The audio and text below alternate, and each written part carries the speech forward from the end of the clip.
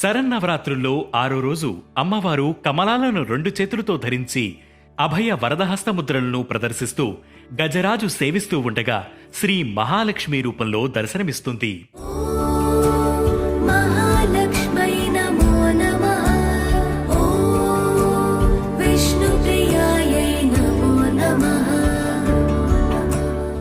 మహాలక్ష్మీదేవి సర్వమంగళకారిణి, ఐశ్వర్యప్రదాయిని, అష్టలక్ష్ముల సమిష్టి రూపమే మహాలక్ష్మి.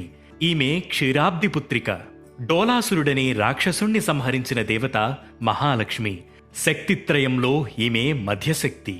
లక్ష్మీం క్షీర సముద్రరాజతనయాం శ్రీరంగధామేశ్వరీం దాసీభూత సమస్తదేవవనితాం లోకైక దీపాంకురాం శ్రీమన్మంద కటాక్షలబ్ధ విభవద్ బ్రహ్మేంద్ర గంగాధరాం త్వాం త్రైలోక్య కుటుంబినీం సరసిజాం వందే ముకుంద ప్రియాం అంటూ దేవిని ఉపాసిస్తే ఫలితాలు శీఘ్రంగా కలుగుతాయని పురాణాలు చెబుతున్నాయి.